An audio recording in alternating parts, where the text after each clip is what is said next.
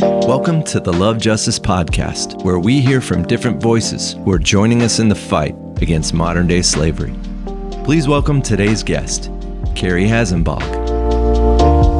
Today, we are honored to welcome Kerry Hasenbalg, a passionate advocate for child welfare, adoption, and social justice. Kerry is the founder of the Congressional Coalition on Adoption Institute, CCAI, where she has dedicated her career to championing the rights of vulnerable children and reforming adoption policy. Her work, deeply rooted in her faith, has touched lives through advocacy, policy reform, and support for families in need. Kerry and her husband, Scott, have been active in numerous impactful efforts over the years, including the founding of Show Hope alongside musician Stephen Curtis Chapman and their founding work with the Christian Alliance for Orphans, CAFO. We're excited to dive into Kerry's inspiring journey and explore the pivotal moments that have shaped her mission to protect children and fight trafficking. Kerry, welcome to the Love Justice Podcast. Thanks for having me. I'm really excited. I love your work. What our listeners don't know is that we just chatted for about 30 minutes before this, just geeking out about all the people that we have in common. And I feel like we could talk for hours, but we had to do the recording. So here we are. Kerry, for our listeners, tell us more about who you are. That's always a hard question, isn't it? You don't know where to go. So I will just say that relationally, my identities, right? We have our identities. My relational identity is that I'm a wife to my husband, Scott. I have 4 children, so 4 very dependent people.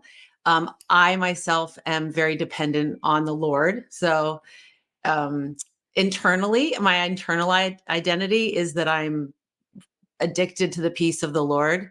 And so I spend a lot of time dialoguing with him. Externally, my identities are, like I said, mom. I've been called a serial pioneer for nonprofits. Currently, I'm an author. I have a book coming out. I speak, but I do a lot of leader care, just so that people are emotionally healthy. And in my past lives, I've done a lot of work in the OVC space, orphans and vulnerable children, from adoption and child welfare to anti-human trafficking. My focuses right now, I think, are just around wanting people who work in those spaces to be healthy and to sort of see how their story mixes with their calling. Yeah, I love that. And Kerry, you have a pretty robust, maybe resume, if I could call it that, of just involvement in this space. And I would love to hear, how did you get started? How did you get started? What did you start with? And maybe outline a little bit of your journey in this space from when you started to where you're currently at now. Sure. Yeah, it's a great question.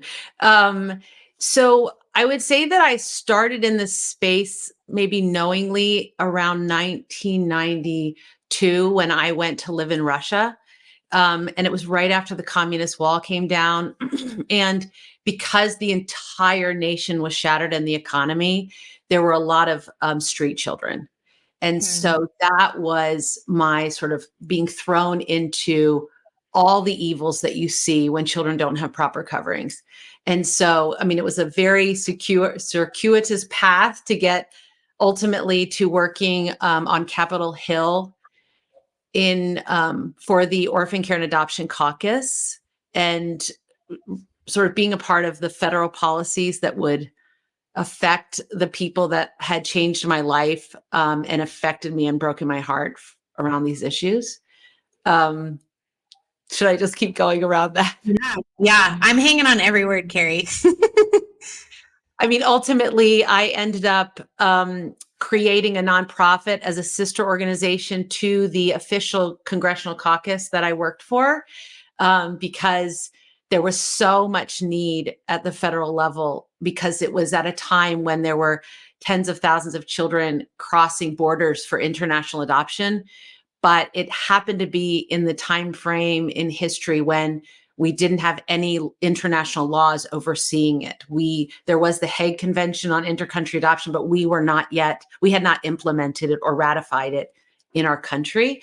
And so in that sort of, my office became a stopgap for that. And so I was part of helping create programs to take members of Congress over to talk with government officials and presidents of foreign countries, so that these kids were not falling through the cracks. And so I also was involved in the foster care work as well, because our caucus oversaw children aging out and children in our system. And so, my roles were, I think the thing that God called me to was to make sure that those with lived experiences were connecting with those who had the power at a federal level to create macro level change. Because if the policies aren't informed by real life experiences, they usually don't turn out good, and they actually can cause more harm. And so God sort of used me as like Elmer's glue to just, you need to talk with you, because if together you actually have a conversation, we'll have better outcomes for larger numbers of people. So that's kind of the role I played. And my husband was the founding executive director of Stephen Curtis and Mary Beth Chapman's foundation called Show Hope, which helps eliminate the barriers to adoption. And so when I sort of stepped out of CCAI so that I could raise my family, I became what they called me the chief volunteer officer. I wrote a lot of the content for what would ultimately become a very large, nonprofit. Yeah. Wow. And so you started is it fair to say you started your career in this space at CCAI, and then that kind of blended into Show Hope, because you were also connected with that, and then that led to your guys' work with CAFO, which is the Christian Alliance for Orphans. How did those all connect and streamline together? So I'll start with the fact that my career probably started with Russian adoptions, because I speak Russian and I had studied Russian. My studies were international relations and international economics with Russian. And so when the wall fell, there were all of these children, and we had a good relationship with Russia. And so children started crossing borders, and I was hired as an interpreter for government officials that were willing to talk about children being connected with parents. So I was in international adoption. I didn't facilitate them. I just was the language bridge. And so that's where, and then I ultimately ended up on the Hill, because as a citizen lobbyist, I came in to fight to get the members of Congress to have dialogue with the foreign officials, because we weren't having the dialogue. And so laws were not going well. Things weren't going well relationally.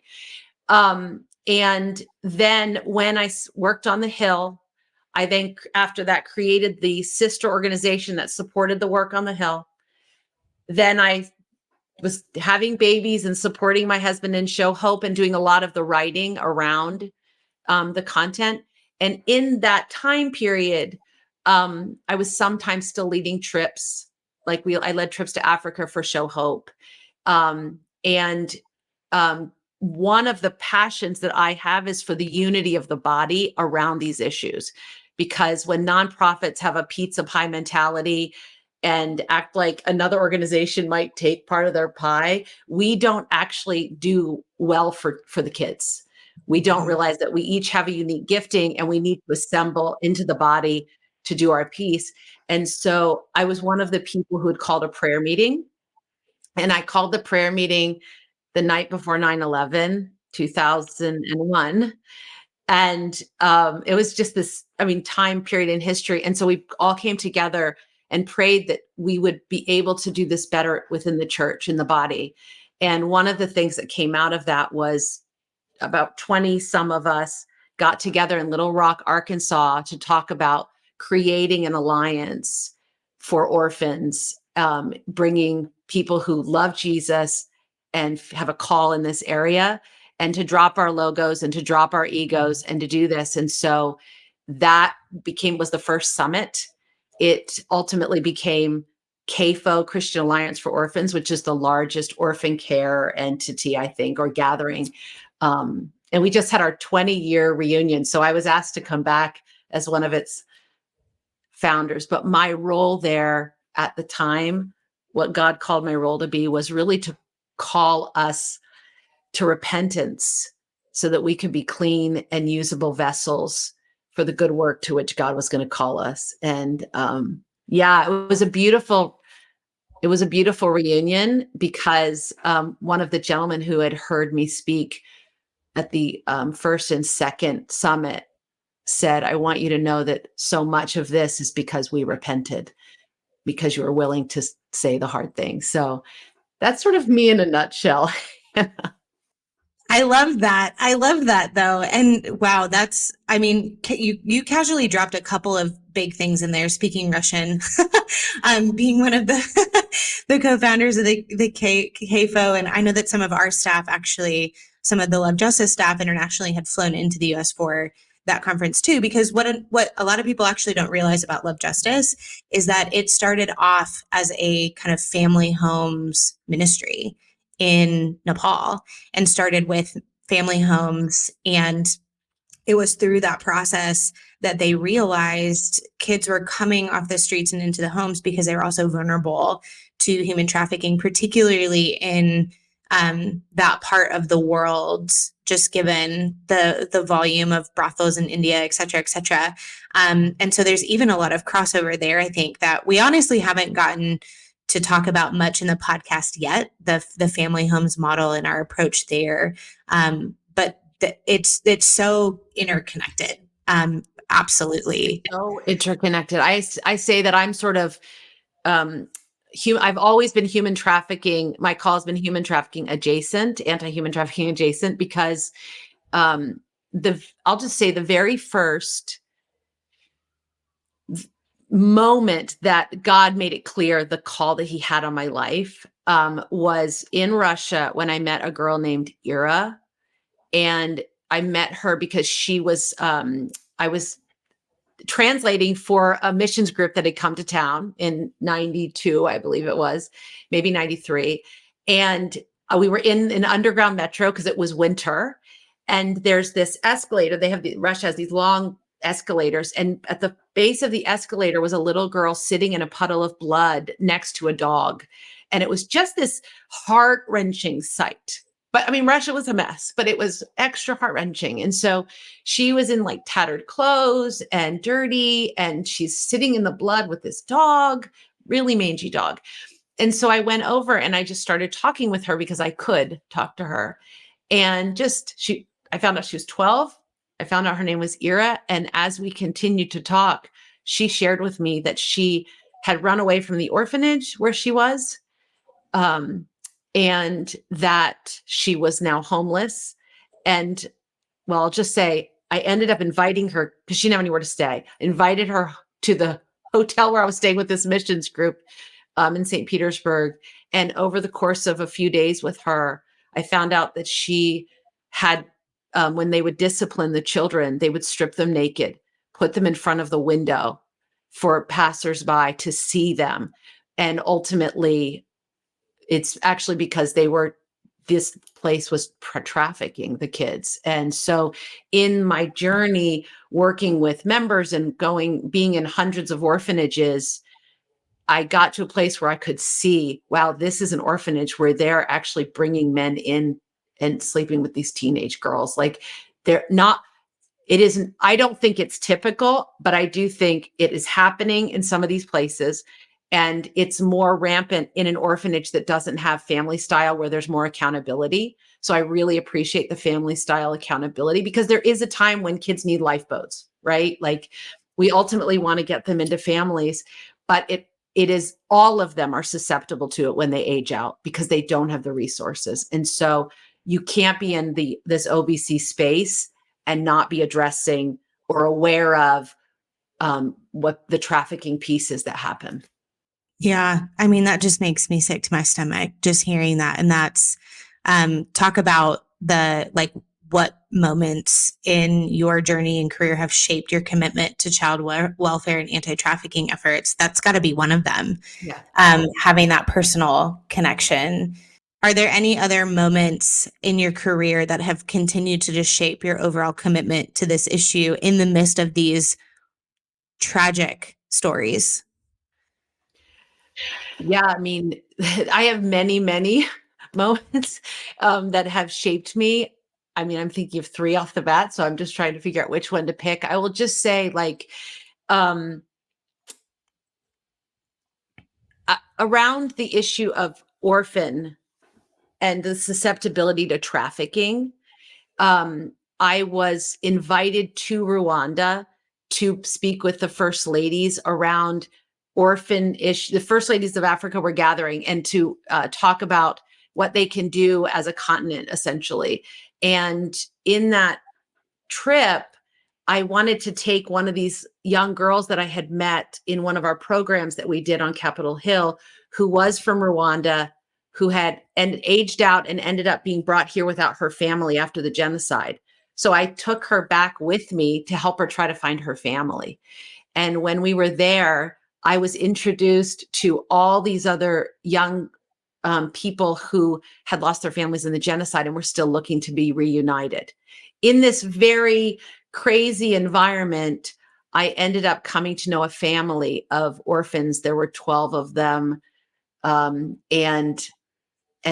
one night, this girl that had this inner connection with the orphans in Rwanda, because they spoke the same language, they had the same story, they all lost their families.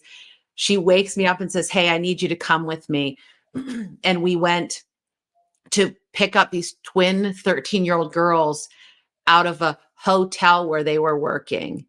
And there were men with AK-47s outside. It was just ridiculous. And I'm thinking, I am not equipped for this.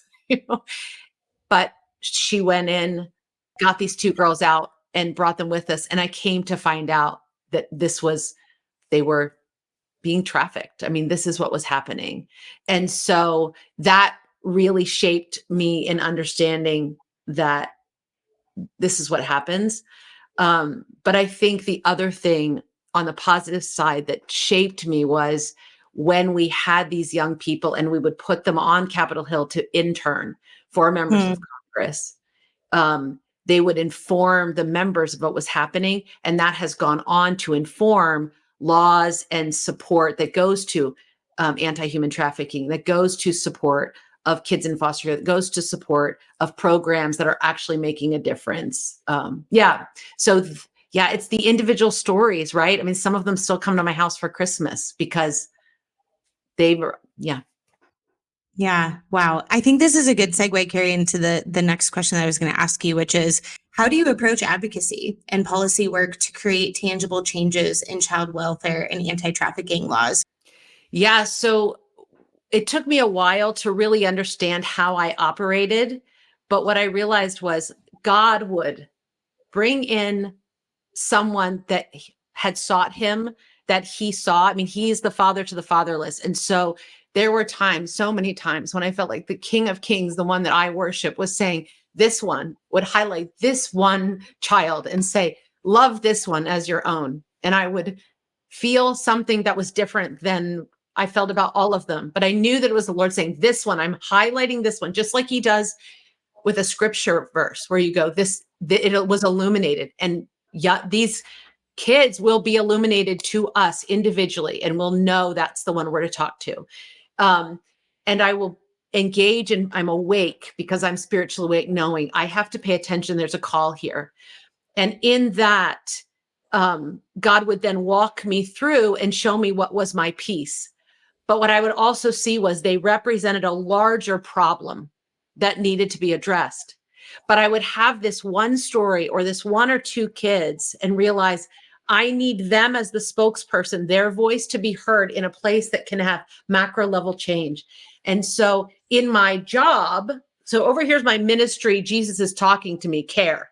And then over here in my job, it was, I need them, the policymakers or the philanthropists, to feel what I feel and to see what I see, but I'm not the right spokesperson. My job is to put them together and cause them to see one another. And my job was to creatively devise plans with God to make this happen, knowing that not all the policymakers are going, oh, I hear Jesus say, love this child, right? So one of those ways was a program that I helped create called Foster Youth Internship, or FYI. It's the FYI program, for your information. And so I went around asking congressional members to give up their coveted intern spots in the summer and let me fill them with former foster kids. And a lot of times we would fill them with former foster kids who had been trafficked or lost their parents in a genocide abroad, and they ended up in U.S. foster care. And so we would put them on Capitol Hill to intern for the members. What happens in that process is members love their staff because they need their staff, right? And they develop this relationship. The conversations come out. The youth start advocating. They write policy papers for part of their job. And this program has now existed for more than 20 years. Many, many federal laws have come out of this program.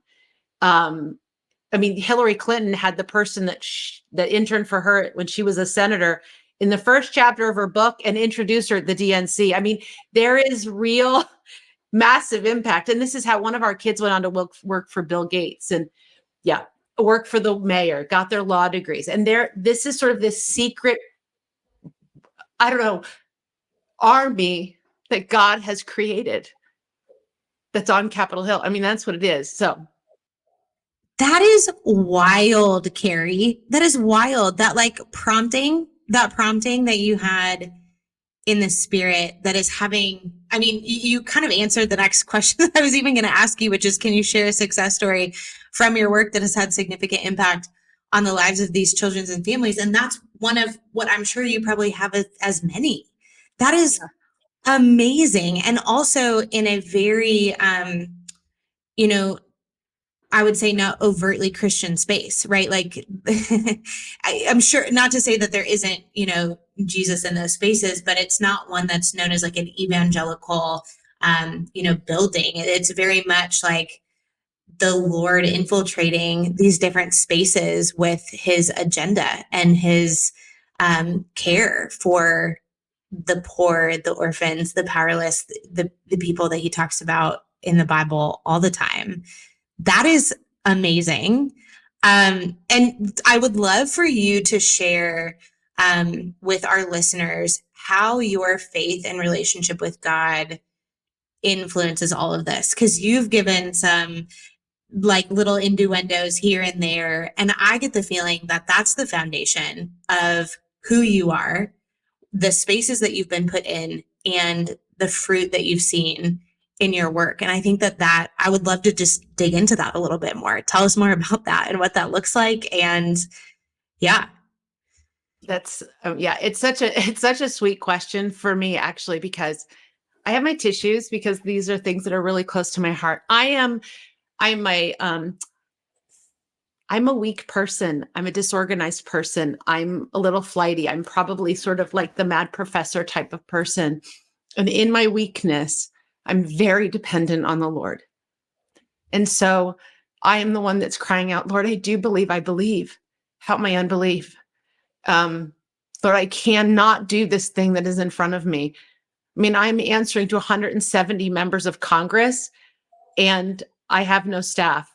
And then, now I have staff, and it's just two of us, and we're out of our basement. But we have to set up a trip to go talk to the president of China or Romania. I mean, it's God made us. I was Gideon of threshing wheat in a wine press going, I am so not mighty. I cannot do this. And I haven't actually become any stronger in the day to day. Like, I'm just as vulnerable every day.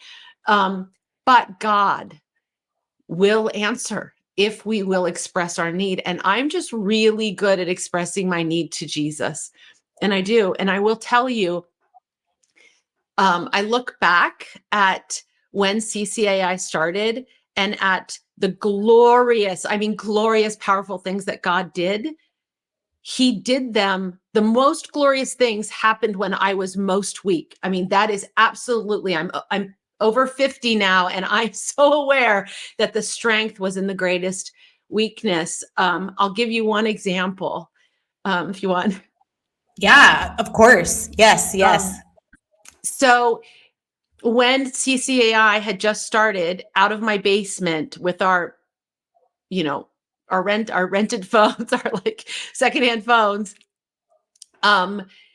was when China was sending a lot of kids to America at that time, but the Hague Convention wasn't in place, and the Chinese really respect federal government intervention, right? Because they run things from the government, and they wanted to talk to our State Department, but our State Department wasn't overseeing international adoptions at the time. And they wanted to have conversations at the federal level. So people started calling my house, asking us to organize a congressional trip to China to meet with the federal government. And I was pregnant at the time. And anyway, by the time that we would do this trip, I would be almost 6 months pregnant. We had no money to get there, and I cried out, and the Lord had somebody call and say, I have a Bombardier Challenger that can fly your delegation to China. And so we flew to China. I'm pregnant. We requested a meeting with the president, but why would he meet with us? And we were almost entirely a delegation of women. We sort of at the very last, we're given a meeting with President Jiang Zemin, and it was supposed to be 15 minutes.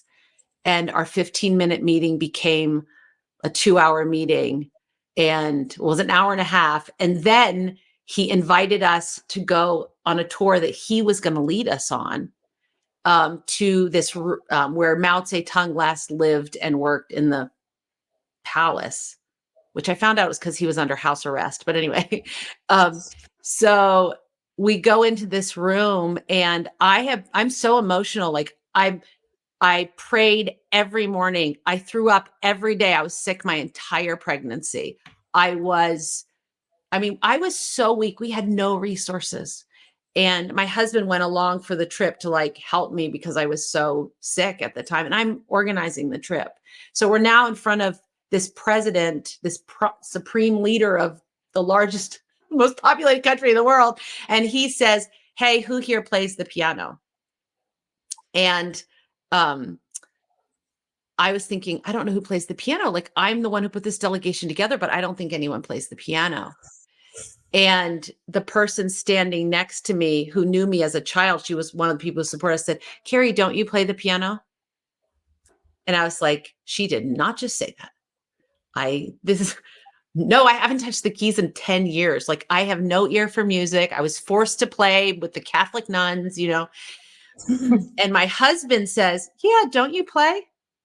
And I'm thinking, don't I play? Have you ever heard me play? I'm married to you. Like, no. But the supreme leader heard them say this. And he said, yes, you will play. So I take my big, giant, pregnant body, and this otherworldly power comes over me, and I sit down, and I am so needy, Hannah. So needy. I mean, it's the neediest moment of my whole life. And God allows me to see in a vision the final piece I ever played for my national auditions a decade before. I had not touched a piano key in 10 years, and I could see it. And I played it, and I played it perfectly. And then the page didn't turn. And so I was like, my panic, I was like, G octave, so da-da, And I stood up, and he says, that is my favorite classical piece of music. And the senator who was standing next to me, who was so glad I did not play chopsticks because she was sure I was going to embarrass her, says, and our sweet Kerry speaks Russian too. And the president turned to me and starts speaking to me in Russian.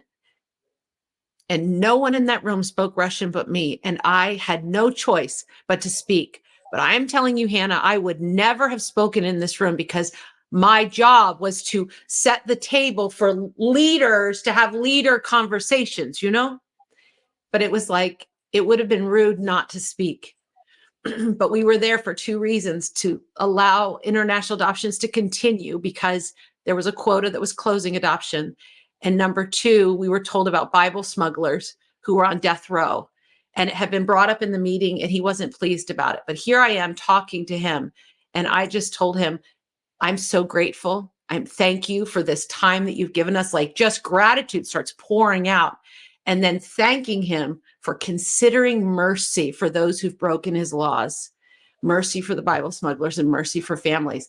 And I walked away, and the senator who was right behind me being effusive. How did you do this? How did you do this? And I'm not a disrespectful person, especially to my leadership. But I couldn't help it. It was like, it just came pouring out. How did I do this? I didn't do this. Look at me. I'm pregnant and I'm sick and I'm tired. And like, God did this. Like, did you miss that God did this? How did you miss that God did this?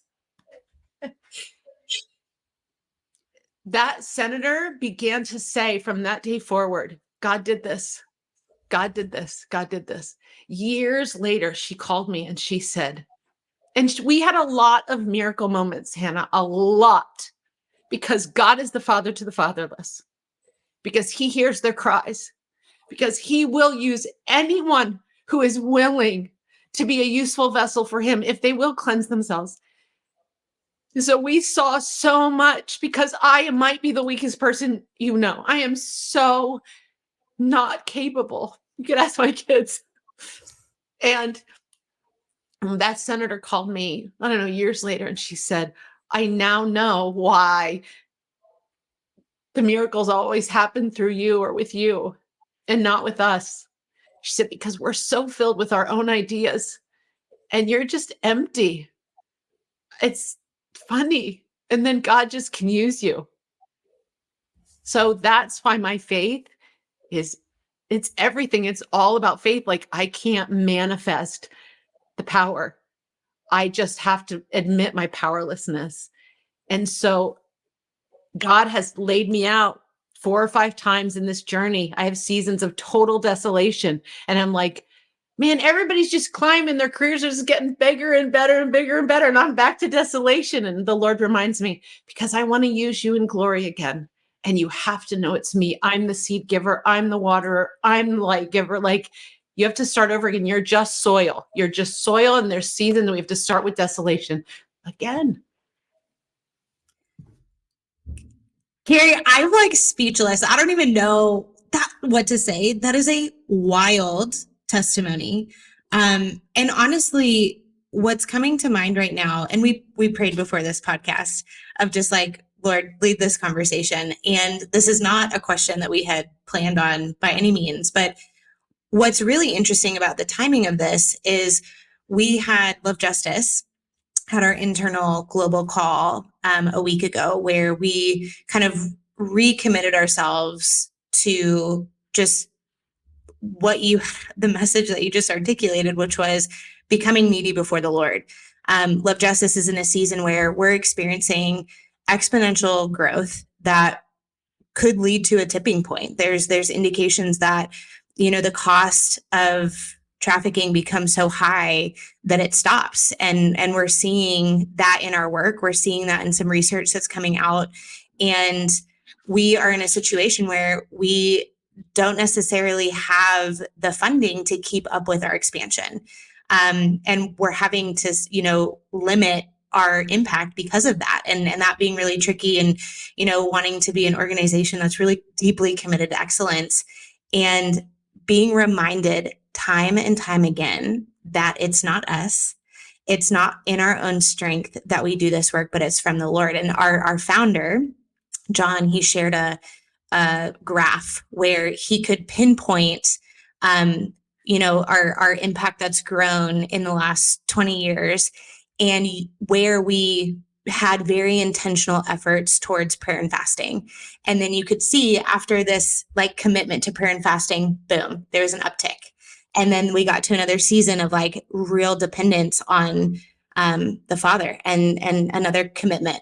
and then an uptick and another, and being in this season where like, we're in a season of need, of like, we're, manna from heaven, Lord, like, how can we do this? And it was one of those moments where this is not like, we're not on the other side of this. We don't know what the fruit of this is going to be, but the whole organization is reorienting ourselves to this posture of neediness because, we're all killing it, or we feel like, man, we've got the model, we've got the training, we have the systems, we have the processes, like we are primed and ready to go.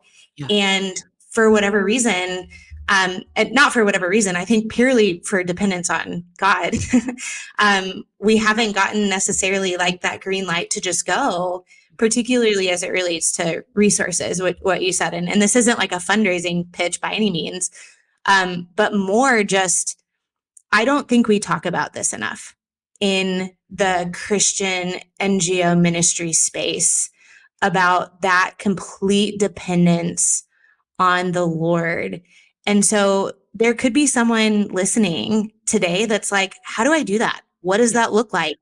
What does that mean? And so I'm just curious, like if you were counseling an individual or an organization or just how to replicate that posture and the power that you experience, not because, like we want to experience, like we're so hungry to experience the power of God, but just to experience Jesus in our mission, in our life, what would you say to them? Well, I love where you are, by the way, and I love what you just shared. Like let's just say the scripture that comes to me as you were sharing when you said about manna, we're waiting for that manna. It reminds me of the verse in Deuteronomy where the Lord through Moses is saying, remember the whole way that you walked. Remember the whole way that you walked. I made you hungry. I made you hungry. Then I fed you. I made you thirsty. And then I gave you something to drink. Man does not live by bread alone. So that you would know, man does not live by bread alone, but by every word that proceeds out of the mouth of God. We disconnect asking for manna from our past stories, that this is God's pattern. This has always been the pattern of God with man, for us to recognize we have an insufficiency, that we cry out. He enters and reveals something to us. He gives us the seed. And then we have to tend that seed, but he was answering our cry, that we have this dialogue. He answers us. And then there's work to do, right? We've been created for good works. But if we forget that we aren't the seed, right? But then we start to think, well, I have this gift. This is my gift. It's like, no, your gift is meant to be broken open, poured out, and have to become something entirely different. There's this whole journey in that, right? But it has to always begin with an expressed need before the Lord, so that when he comes in power, you will not harm your own soul and take glory and credit for it. Because if we take the glory and credit for it, that's the end of our story. We are no longer useful again. We have to get useful again by giving him the glory, giving him the sharing it for the common good, right? And then starting again before him without our shoes on, right? It's like, take off your shoes. You're standing on holy ground. Like, you're not the ministry that you walk in. Those are just shoes. You are bare before the Lord. Take off your shoes. Do not come in with your ego. Do not come in with your logo. Come into me. Cry out to me. Let me manage you. Let me sustain you and fill you. And then I will put shoes on your feet, and I will send you out as Love Justice, or I will send you out as CCI, or whatever you are. But that's not who you are. That's just the work you've been given to do. But you can't do the work if you don't bring your being to him and cry out in your need. Our needs are our invitations back to get more from him, so we can go back out in power. That's what I would say to people. Yeah. Oh, that's so good. And I feel like testimonies like this just fan the flame, right? Like, there's going to be someone listening to these stories and feel so encouraged and prompted and motivated by the Spirit, simply because, man, look what God can do. And the God who did it for Kerry, the God who did it for that team that went to China, the God who did it for Love Justice, is a God that can also do it for what he's called me into. and just that connectedness to, so many people feel that God has called them into something, and just that acknowledgement of, if that's true, then God cares about it more than we do. And he knows That's exactly how. right. And I do think that sometimes we have these big needs, and the Lord begins that process by giving us what we need for the next step. But he doesn't fill all of the gaps, because he also needs us to know that his body on this earth, they have gifts that he's given to them. And the gap filling also becomes part of that assembling. Like, there's a lot of components, in the work that I do now, Hannah, we look at all of these different practices and how they build upon one another. It has to begin with my relationship with the Lord for him to reveal who he wants me to know him as. But then there's this whole process of us having to be changed and reconciled in our own story. And then ultimately how we become reconciled with other members of the body in their giftings and their stories, so that when we go out to battle, like you're doing as Love Justice, as you're going back out to address and rescue, you're doing it with more power now, because you've received more from him, new things from him, aspects of his character. You've become something different, and you're seeking to assemble with other people who have become new things in him, have become more reconciled in their own story. And the army, this is how we become the New Jerusalem. This is how we become the church that goes out and brings in the vulnerable first, right? I mean, even in the rebuilding of the temple in the days of Zerubbabel and Ezra, it talks about, like, put down your paneled house, like, stop building your own individual paneled houses, right? Your own ministries, your own, build my house first, right? So that I will bless the work of your hands. Bring the orphans and the vulnerable in first, and the poor, right? And then I will bless all of the aspects. We lose that order, I think, because we think, well, I've become something more because this great thing that God did through me, I must be a special Christian. Like, and it's like, oh my gosh, but if we lose our soilness, our realization of our soilness, we also lose the power we love. Yeah. Oh, so good, Kerry. So good. How do you envision the future of child welfare and anti-trafficking efforts evolving? And what role can organizations like the Becoming, Love Justice, and feel free to share a little bit more about the Becoming too. What roles do organizations like those play in this fight, and also the supernatural fight element of it? So I'll start with the end of your question about the supernatural fight of it. The times are getting darker.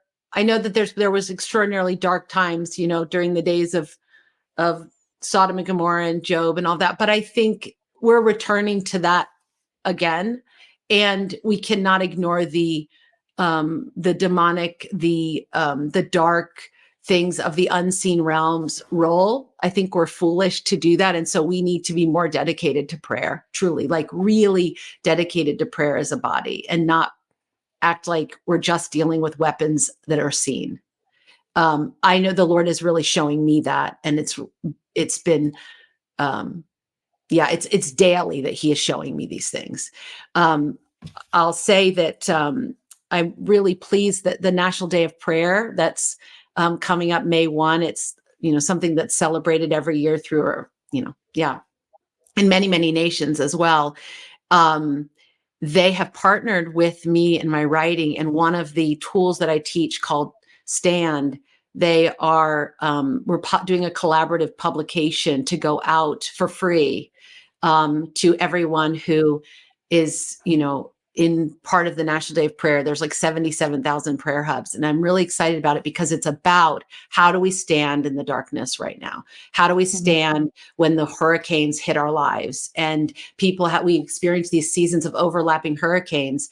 And this is happening to a lot of people in the body right now. I'm hearing about it. And so God is saying, persevere, be faithful in prayer, because he wants to bring us through. Because when the whole world is going through this kind of darkness, we are lights in those places, because we've learned how to stand. ourselves in terms of where I think the ministry around these things is evolving.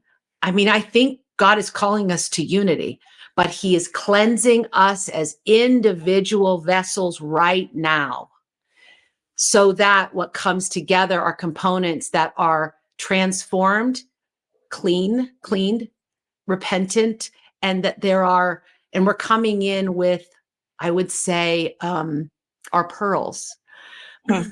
And what I mean by that, if you don't mind, I'll just give you a little picture, because I don't know how to explain it in normal human words.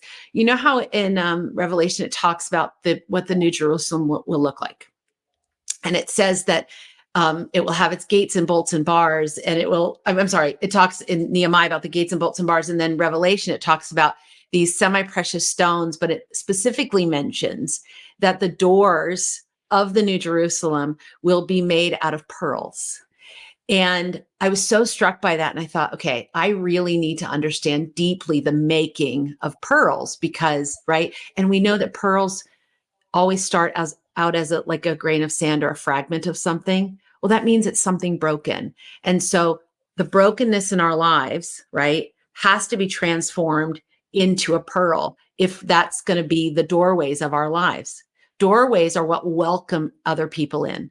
So our job is to allow our brokenness to become transformed into pearls, right? Which takes work and the movement of the pearl inside the depths, in the hidden places, in the darkness, in the presence of God. That's our job, is to allow our brokenness to be transformed in the presence of God, which means we got to get into the presence of God and take our brokenness to Jesus so that our stories are transformed and become redeemed. And then those stories, I think everybody should have 12, because there's 12 doorways. And those 12 doorways are 12 different aspects of our story, so that when people who are still broken come to us, they don't see judgment and self-righteousness, but rather somebody saying, come in, I was broken too. And look at the glory. This should give you hope. Come in to. And so we have to tell our stories. We have to allow our stories to become a united whole in us. And we need to understand that we're not the whole temple. We are one section, and our neighbor is a section. And so I'd like to see more unity in the body, but also integration of our own stories, so that we're speaking not out of our brokenness, but out of the time spent with Jesus in having our brokenness healed. Yeah, amen to that. And that is a good segue to into sharing a little bit more about what is currently on your heart, which is helping leaders in this space do that really well. You talked about before we started recording that you kind of had your beginning season of being very hands-on, knee-deep in child welfare, anti-trafficking efforts. And now you're at a different position where you are empowering and supporting people who are doing that work. Talk to us a little bit more about becoming. Talk to us a little bit more about how you are helping leaders in this space do exactly what you just said, which was the repenting, the being made whole, and owning our stories, sharing our stories. I would love to, I think that would be really lovely for our listeners to hear a little bit more about. Thanks, Hannah. Yeah. It's funny. I struggled for a long time using the term leader, because I don't seek out leaders. I just walk, and the Lord illuminates somebody, or somebody is coming to me asking me for some help. So I've realized that it's leader care, because I watch how I think every person the Lord's ever sent my way in their broken states ultimately is either already a leader and they're getting called to more, or they're about to be called into leadership. That's the pattern the Lord has revealed in who's come through this sort of wholeness ministry and discipleship. One example is one of the girls from Rwanda that was trafficked here. And I met her in her deepest, darkest, painful life situation, and all of her siblings I met in Rwanda, and they became like family. When the Lord shined a light on her and told me to love them, their whole family, I just walked with them in their day-by-day brokenness. Here, they need education. Here, they need, whatever the thing is. They need a dowry so they can get married. It's just all those things. anyway, she ultimately wrote her story. And George W. Bush just happened to be handed her story. And she has written one of the most glorious books ever. It's called A Voice in the Darkness by Jean Celestine Lake. And she now is a representative on anti-trafficking, spoke before Congress. I mean, it's like, I met her in her deepest pain. And so this was an example of the Lord going, and again, I know who I'm calling to lead, but I will reveal them to you in their smallness sometimes. So it is leader care. I just am realizing when people come that they're leaders. The book that I wrote called The Way of Becoming, it is these 12 practices that walk people through their own story. And it's a story-based book, but it then invites them to go into their own becoming story so that they can do this work of seeing where God's been, entrusting where you need him to be now, and also understanding how to find belonging out of what you've become in him as we keep transitioning. Kerry, when I think about just as we're coming to a close, and I think about this conversation and how it kind of took a little bit of a completely different turn than I was expecting coming into this, and just thinking about the purpose of the podcast is having conversations about fighting the world's greatest injustices. And I think the two themes that have come out of today is, in order to do that, there's this element of leader care. And there's also, but even more so, this element of like complete dependence on the Lord in prayer. As we come to a close, is there anything that you would want to encourage our listeners with? I mean, I think I take it back to the pearls, like know your stories, dive in and learn your stories. And Becoming Foundation is one of those places that you can enter into that, or the Becoming Academy or the book. But I think it's really important to understand your brokenness in its redeemed form and letting it sort of cycle in the grace of God's presence is meant to become something precious that's not just for you.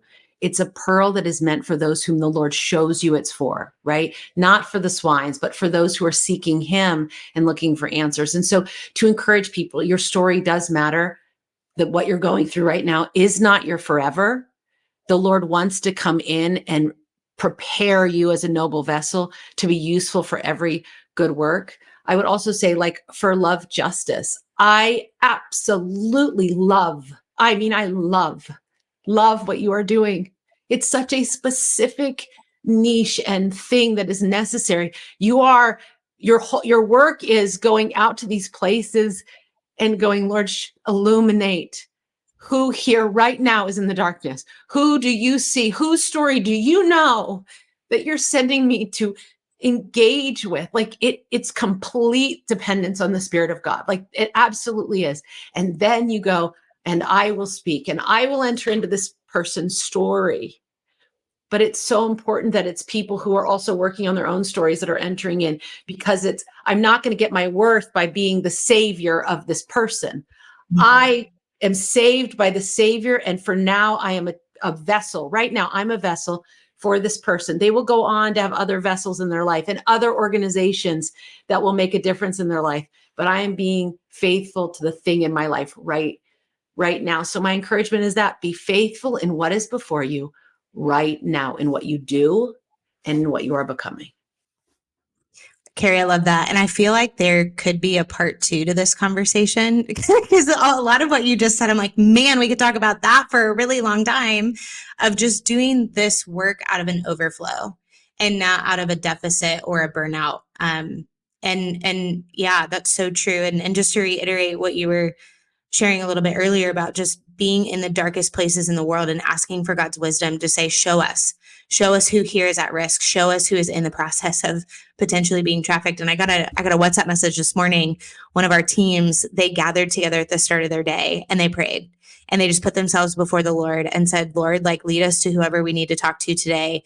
And yeah, that in and of itself, like just the strategy, strategy that we have that isn't maybe talked about enough, of just pouring into our staff and putting them in a place where they're dependent on Jesus, and them being The faith in the developing world is unparalleled. And I will never get over that enough. We don't have enough time even for me to like share some That's of those. a whole podcast right there. I know. Just the faith in the poorest countries in the world is unlike anything I've ever seen. And just to watch the teams in the field have such a spirit of fervent prayer that goes beyond my own, and being so inspired and encouraged by that is just connects with a lot of what you're saying. So I just thought I would share that. But Kerry, I 100% feel like there needs to be a round 2 of this. Maybe we can make something work. But I think this was so great and so encouraging. And just thank you so much for taking the time to be with us today. Thank you, Hannah. You're first of all so precious. And I genuinely am really honored to be on a podcast connected to the work that you're doing. And I'm committed to pray for your work. And I do love that you're in a needy place, because it means He's cultivating a new area of the land, of the soil of love, justice, and of each of you, because he makes orchards. And that's what he's going to do. And it'll be generational fruit. And you just happen to be in the early pioneering stages, and the ground is hard, right? The ground is hard, and you're doing that. We are grateful for the generous support of the Love Justice community. Please consider joining our family of donors. Learn more at lovejustice.ngo. Love Justice International has internship opportunities available. Visit our website at lovejusticecareers.com to learn more about each opportunity and submit your application. We're also looking for teachers for our dream school. Don't miss this opportunity to be a part of the solution. Join Love Justice International in our mission to bring about positive change. For more info, contact careers@lovejustice.ngo.